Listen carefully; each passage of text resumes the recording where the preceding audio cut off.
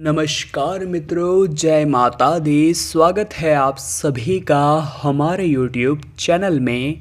तो मीन राशि वालों, भूल कर भी यह 7 पौधे अपने घर में मत लगाना, वरना धीरे धीरे ये आपके घर को बर्बादी की ओर लेकर चले जाएंगे। क्योंकि ये 7 पौधे जिन भी घरों में होते हैं उस घर को नकारात्मक शक्तियों, बुरे संकट या कहीं न कहीं से दुर्भाग्य का सामना करना पड़ता है। पेड़ पौधे के आसपास होने से मन को तो शांति मिलती है, लेकिन साथ ही में इन्हें घर के अंदर और बाहर लगाना बहुत अच्छा माना जाता है। इन्हें लगाने से न केवल चारों ओर हरियाली फैलती है बल्कि नकारात्मकता भी दूर हो जाती है।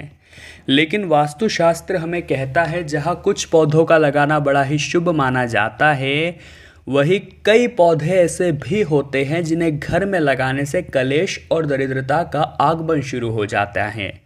वे आपके दुर्भाग्य का कारण भी बन सकते हैं। इसीलिए भूल कर भी इन पौधों को हमें घर में नहीं लगाना चाहिए।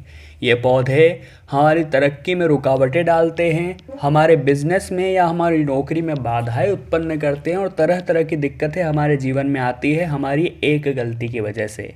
क्योंकि हम हमारे घर को सुंदर बनाना चाह रहे थे और सुंदर बनाने के चक्कर में हम कुछ ऐसे पौधे ले आए जो वास्तु विज्ञान के अनुरूप नहीं होते। इन्हीं के बारे में आगे वीडियो में बात करेंगे। दिल थाम कर बैठिए, वीडियो को बिल्कुल अंत तक देखिए, क्योंकि जो ज्ञान आज आपको मिलने वाला है वो सामान्य नहीं है। सबसे पहले माता रानी के सभी सच्चे भक्त इस वीडियो को लाइक करके कमेंट बॉक्स में जय माता दी लिखे। तो बिना देर करे आइए वीडियो की शुरुआत करते हैं। सबसे पहले नंबर पर जो पौधा आता है दोस्तों, जो पेड़ आता है वो है बेर का पेड़। बेर की फसल अक्सर फरवरी में मार्केट में आती है।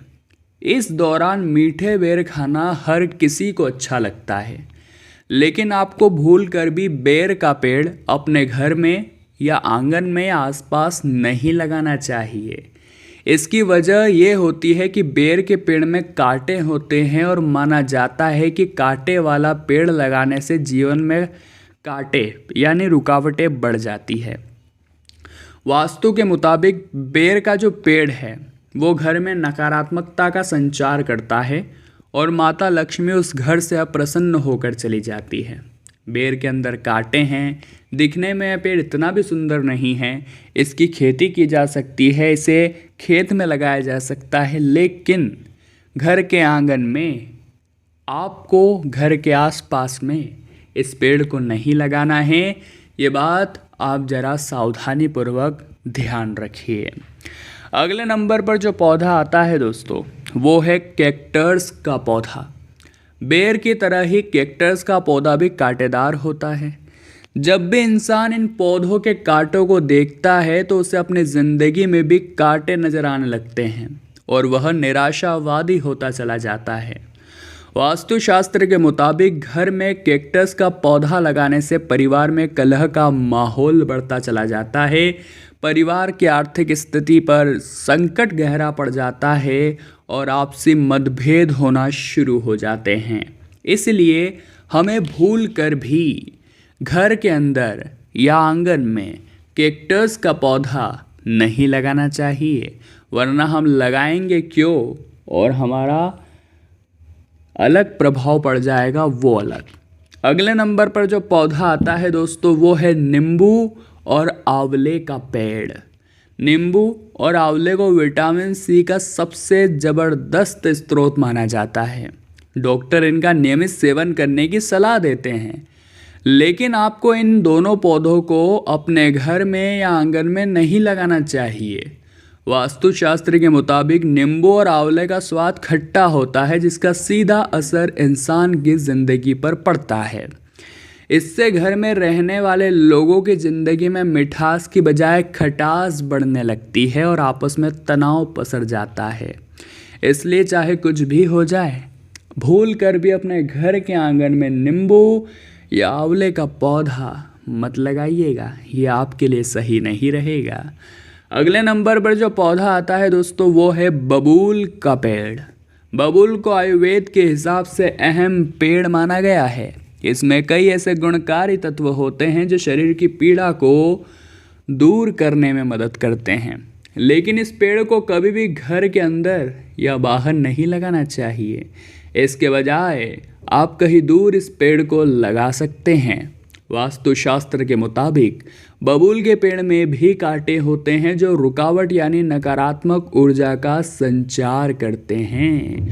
अगर आप इस पेड़ को अपने घर के अंदर या बाहर लगा देते हैं तो यह नकारात्मक ऊर्जा आपके घर में भी प्रवेश करने लगेगी, जिससे आपकी ज़िंदगी की गाड़ी बेपटरी होते बिल्कुल भी देर नहीं लगेगी। इसलिए आपको बबूल का पेड़ अपने घर के आंगन में नहीं लगाना है, ये बात आप खास ख्याल रखें। अगले नंबर पर वो पौधा आता है दोस्तों जिसे हम सभी जानते हैं और जो महादेव को भी बेहद ही प्रिय है, और वो पेड़ है दोस्तों आक का पौधा यानी आकड़े का पौधा। देखिए, सबसे पहले हम आपको एक बात समझाना चाहते हैं। जिस भी पेड़ की डाली या थोड़ा सा तना काटने पर उसके अंदर से अगर दूध जैसा पदार्थ निकलता है किसी भी पेड़ में से या किसी भी पौधे में से, वो पौधा हमें घर या आंगन में नहीं लगाना चाहिए। सबसे पहले ये बात आप ध्यान रख लें, जिस भी पौधे में से सफ़ेद पदार्थ निकल रहा है दूध के माफिक, वो हमें नहीं लगाना है। अब जो आकड़े का पौधा है उसे भी जब आप कट करेंगे तो उसके अंदर से भी दूध जैसा पदार्थ एक निकलता है। तो आकड़े का जो पौधा होता है, जो आकड़े के पुष्प जो महादेव को चढ़ते हैं, वो पौधा हमें घर के आंगन में नहीं लगाना है। ये बात आप पूरी तरह से ध्यान रखें, वरना बहुत सारे लोग ऐसे होते हैं जो ये बात सोचते हैं कि अगर मैं इसे आंगन में लगा लूँगा तो मुझे आकड़े के पुष्प यहीं से मिल जाएंगे, मुझे कहीं जाना नहीं पड़ेगा। बहुत सारे लोगों की ये सोच होती है, लेकिन उनकी सोच तब भारी पड़ जाती है जब उन्हें वास्तुशास्त्र का ज्ञान नहीं होता। अब बहुत सारे लोग शमी का पौधा लगाते हैं। शमी का पौधा भले ही आंगन में लगाया जा सकता है, लेकिन शमी का पौधा घर के अंदर नहीं लगाया जाता। ये बात आप पूरी तरह से ध्यान रखें। भले ही आप इसे घर की छत पर लगा लीजिए, परंतु अपने दरवाजे के अंदर भी इसे नहीं लगाना है, या आंगन में ही होना चाहिए। परंतु जो शमी का पौधा है उसका महत्व ज़बरदस्त है। इसका कनेक्शन महादेव से भी है और शनिदेव से भी है, दोनों ही इसे स्वीकारते हैं। और शिवलिंग पर अगर आपने इसका एक पत्र चढ़ा दिया, शमी पत्र, और भोले बाबा से प्रार्थना कर ली, तो प्रसन्न होकर भोले बाबा आपकी बिगड़ी बना देंगे, आपकी सारी मनोकामनाओं को संपन्न करा देंगे। जी हाँ दोस्तों, अगले नंबर पर जो पौधा यहाँ पर निकल कर आ रहा है दोस्तों, वो है दोस्तों बोनसाई का पौधा। अब आप सोच रहे होंगे ये बोनसाई क्या है। आजकल घरों को सुंदर व आकर्षित बनाने के लिए लोग तरह तरह के पौधे लगाने लगे हैं। इसमें ऐसे पौधे भी होते हैं जो वास्तु विज्ञान के अनुरूप नहीं होते, जो घर में कष्ट और संकट को बढ़ावा देते हैं। हमें भी ऐसे पौधे नहीं लगाने हैं, जिसमें सबसे पहले नंबर पर हमने बताया था कांटेदार पौधे, या यूँ कहे तो दोस्तों अलग अलग प्रकार के पौधे। लेकिन बोनसाई का जो पौधा होता है वो छोटा होता है और सुंदर दिखता है, इसलिए अक्सर लोग इसे ऐड कर लेते हैं। लेकिन आपको ऐसा नहीं करना है। ये सदस्यों की प्रगति में रुकावटें डालता है और प्रगति के रास्तों को पूरी तरह से बंद कर देता है। अगले नंबर पर जो पौधा है दोस्तों, वो है घर में उपस्थित मुरझाया हुआ पौधा। देखिए, बहुत सारे पौधे ऐसे होते हैं जो घर में मुरझा जाते हैं, सूख जाते हैं, जिनकी डालियाँ सूख जाती हैं, जिन पर फूल नहीं आते, पत्ते नहीं आते, फिर भी वो हमारे घर में ऐसे कैसे रखे रहते हैं। तो ये चीज़ें घर में नकारात्मकता को बढ़ाती है। अगर आपके घर में कोई पौधा सूख रहा है तो सबसे पहले तो आप उसे पुनः मरम्मत करने की, पुनः ताजगी उसे देने की कोशिश करिए। अगर नहीं हो पाता है तो उसका सूखा सूखा जो पार्ट है वो आपको अपने घर से अलग कर देना है, वो आपके घर में नहीं रखना है, वरना से दिक्कत देगी। आपको पता भी नहीं चलेगा आपकी प्रगति कब रुक गई। साथ में दोस्तों, इमली का पेड़ हमें अपने घर में नहीं लगाना चाहिए। हमने बचपन से सुना है कि इमली के अंदर बुरी शक्तियों का निवास होता है। अगर आपने इमली की चाह में इमली का पेड़ अपने घर के आंगन में लगा लिया तो जी हाँ दोस्तों, बुरी शक्तियाँ आपके घर पर भी हावी हो सकती है। अब कौन सी शक्ति क्या फल दे दे, इस बात का तो अंदाज़ा हमें नहीं होता, लेकिन ऐसे कामों से ज़रा बच कर रहिए, क्योंकि अगर ज़िंदगी गाड़ी सही चल रही है तो इस तरह की गलतियां करके उसे बेपटरी करने की कोई ज़रूरत नहीं है। तो मीन राशि वालों, आज की वीडियो में हमने यही बात करी, चाहे मर जाना लेकिन ये 7 पौधे अपने घर में मत लगाना। उम्मीद करते हैं आपको वीडियो पसंद आई होगी। लाइक ज़रूर करें, कमेंट बॉक्स में जय माता दी लिखें और हमारे चैनल को सब्सक्राइब करके बेल आइकन को प्रेस करें। अभी के लिए आप सभी को बहुत बहुत धन्यवाद।